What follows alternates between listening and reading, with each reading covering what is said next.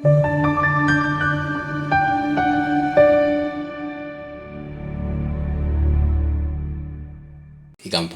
channel iNewFlick, qinisekisa ukuthi uyasubscribe, uyalike. Inamba yami isenze kuphela ukungifonela. Ungangifoneli ebusuku, ungangifoneli ekuseni, ngifonela from 9 kuya ku 5 ntambama. Ungangifoneli ngamasonto please, ngoba abantu bafonela ngesikhathi sesonto.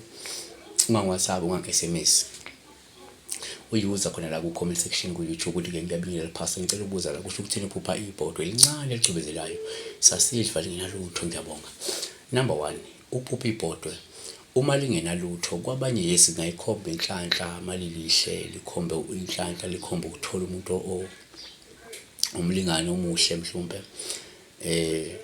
Lungayikhomba inhlanhla, lingakhomba isidalwa futhi esihle uma ukuthi lihlanzekile njengoba lichaza lihle lisidlo lemhlo futhi lihlanzekile, kulesidalwa esihlanzekile, yabona, ngikhomba isidalwa esihlanzekile, yabo, salowo muntu. Kodwa futhi uma ibhodwe li-empty, komunye kuba uphawu olubi ngoba lukhomba ukuthi lo mlingane wakhe mhlawumbe uzodunyazwa yilo mlingane wakhe, uzodunyazwa yilo muntu athembele kuye noma aphila naye, yabona, noma uzodumazeka nje emkhakheni wakhe kongatholi akulindele noma lokho abekulindele ukuthi angahle akuthole kulobo budlelwane, kulowo msebenzi, kulowo mkhakha. So now asesithi number 1 futhi silibheke futhi la akusesithi mhlawumbe-ke futhi ibhodwe lidlale nje ngophawu oluhle uma ulithenga. Lungayikhomba inhlanhla, lingakhomba umshado nokuthi kungenzeka uthole umlingani okuthandayo noma umlingani omthandayo wena noma umuntu omthandayo. 2, kuyenzeka futhi uphupha la ibhodwe sithi uphawu oluhle uma ulisebenzisa lusho ulindele indaba ezinhle nezithokozisayo isikhathi size siduze. 3, kuyenzeka futhi uma uphupha la ibhodwe ube uphawu olubi-ke uma libila ngoba kwesinye isikhathi likhombe ivivinyo, kukhombe ilingo ozobhekana nazo noma ulaka likaNkulunkulu luzofika kuwe luzokwehlela. uJeremiah 1:13 lase lifika kimizwi kaJehova ngokwesibili lithi-ke, ubona nini? Ngathi-ke ngibona ikhanzi elibilayo, ubuso balo bungasenyakatho. 14 wayesithi kimi uJehova okubi-ke kuyakuqhamuka ngasenyakatho kubehlele bonke abakhele kumhlaba. 4, kuyenzeka futhi uma uphupha la ibhodwe sikuthande njengophawu lokuma libila, lungazisho iy'nkulumo ey'lumelayo, lingayisho impikiswano, ukuxokozela noma izingxabano noma-ke ulaka ley'dalwa ozobhekana nalo wena. 5, kuyenzeka futhi uma uphupha la ibhodwe sikuthande njengophawu lubi uma ligqwalile, lirusile. Lokho kusho ukuthi kunomuntu ongalungile ogcwele mhlawumbe ubonakala futhi ongahambi ngey'miso zobungcwele nongenzi ukulunga omaziyo noma uphila naye wena. uHezekiel 24:26 ngalokho isho kanje inkosi uJehova ithi-ke, maye kumuzi wezingazi kulo ikhanzi elinokugqwala, nokugqwala kwalo kakuphumanga kulo, khipha kulo iziqhamu neziqhamu, adliwanga inkatho.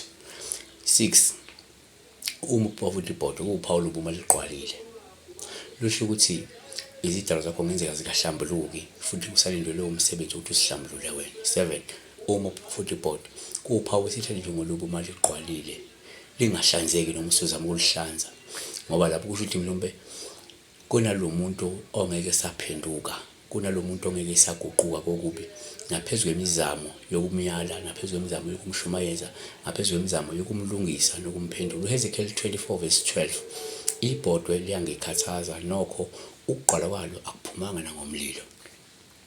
8, uma uphupha futhi ibhodwe kuwuphawu lubi uma ugoqoza ukudla, kuvamile ukuthi lokhu kukhomba ukuthi umuntu ophesha iy'nkathazo wena noma umuntu ongenawo umusa, umuntu ophesha udlambedlu kwabanye abantu. uSamuel 2:13-9 wayesithatha ikhanzi wathula phambi kwakhe kepha wala ukudla.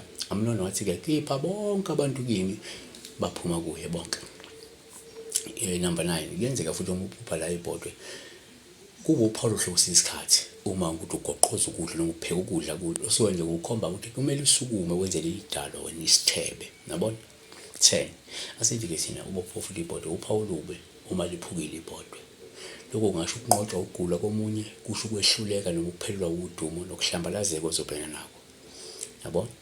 uJeremiah 22:28 lo muntu ukhoniya uyisitha esidelelweyo nesaphukileyo na, uyindebe okungekho kuyo intokozo na, uzitshelweni yena nenzalo yakhe, bahlahlelwa ezweni abangalaziyo na. Number 11, kuyenzeka futhi umphupho ibhodwe kube uphawu lobu maliphukile olungalikhomba nje ukubhidlika komndeni, wakho noma ubudlelwane bakho. Ngabe ukuhlakazeka komndeni wakho ngenxa yesidalwa esithile esingalungisiwe, noma ubudlelwane bakho ngenxa yesidalwa esithile efuna ukulungisa into ethile. Number 12, kuyenzeka futhi uma uphupha la ibhodwe, sithi thina kuwuphawu oluhle uma luwasha-ke ibhodwe. Lokho kusho ukuthi-ke kudingeka wenze uxolo noma ulungise amaphutha nomunye umuntu, noma-ke kunenhlambuluko yeyidalwa edinga ukuthi wena uyisukumele uyenze. Siyabonga, besibheka nje ibhodwe. Yes.